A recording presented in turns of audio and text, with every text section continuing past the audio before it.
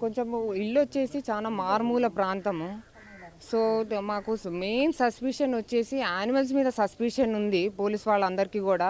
But నేను వాళ్ళ history ఎతికితే మా తల్లి అన్నారు, ఒక పాస్ట్ 20 ఇయర్స్ నుంచి గూడా మేము ఇక్కడే ఉంటున్నామమ్మా.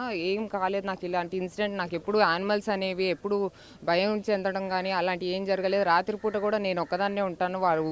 వాళ్ళ భర్త ఊరెళ్ళిపోయినా సరే నేను ఒక్కదాన్నే ఇంత మూలైనా ఇద్దరు పిల్లల్ని పెట్టుకొని నేను ఉంటాను. కాబట్టి నాకు ఆ నమ్మకంతోటే నేను ఎప్పుడూ ఇలాంటి ఇన్సిడెంట్ జరగలేదు కాబట్టి ఆ నమ్మకంతోటే నేను ఆ పాపను బయట వదిలేసి లోపలికి వెళ్ళడం జరిగింది.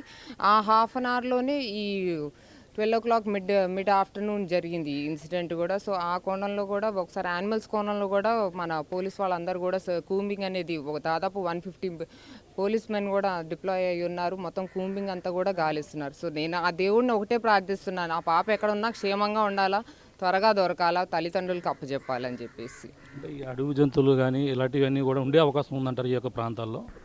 డెఫినెట్‌గా. మీరు ఇక్కడ నుంచి చూస్తే మీ కెమెరా యాంగిల్‌లోనే కనిపిస్తుండొచ్చు. ఇక్కడే ఉంది కొండ. జస్ట్ దాదాపు కొన్ని ఫీట్, ఒక 100 ఫీట్ కూడా ఉండదు.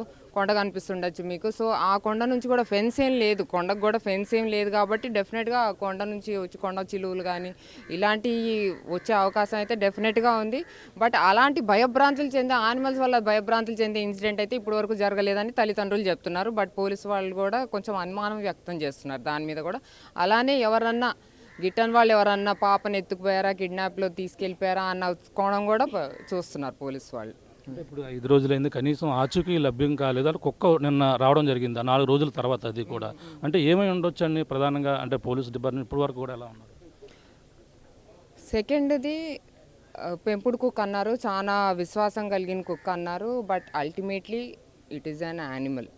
So, we have to understand. ఆ యానిమల్ కోణంలో కూడా మనం ఆలోచించి దాన్ని ట్రిగరారిటీస్ ఏమున్నాయో అవన్నీ కూడా ఆలోచించి ఒకసారి ఆ యాంగిల్ కూడా ఆలోచించాలి. సో, పెంపుడు కుక్కను కూడా పూర్తిగా నమ్మడానికి వీల్లేదు. ఆ యాంగిల్ కూడా ఒకసారి ఆలోచించేది ఉంది. కుటుంబ సభ్యులు ఏమంటున్నారండి? వాళ్ళ కుటుంబ సభ్యులు ఎవరన్నా అనుమాన బంధువుల దగ్గర ఎటువంటి గొడవలు గానీ, ఇలాంటివి ఏమైనా ఉన్నాయంటారా? వీళ్ళకి కుటుంబ సభ్యులతోటి ఎప్పుడో ఒక కార్ మీద ఇన్సిడెంట్ జరిగింది. ఒక ఇష్యూ అయితే జరిగింది. ఆ కోణంలో ఆలోచిస్తే చాలా రోజులైపోయిందండి. అంత అలా గొడవ పడాల్సిన పాపను ఎత్తుకుపోయే అంత ప్రమాదం అయితే మాకేం లేదు మా చుట్టాలతోటని వాళ్ళు సపోర్ట్‌గానే వ్యక్తం చేస్తున్నారు. బట్ పోలీస్ వాళ్ళు ఆ కోణం కూడా వెరిఫై చేస్తున్నారు.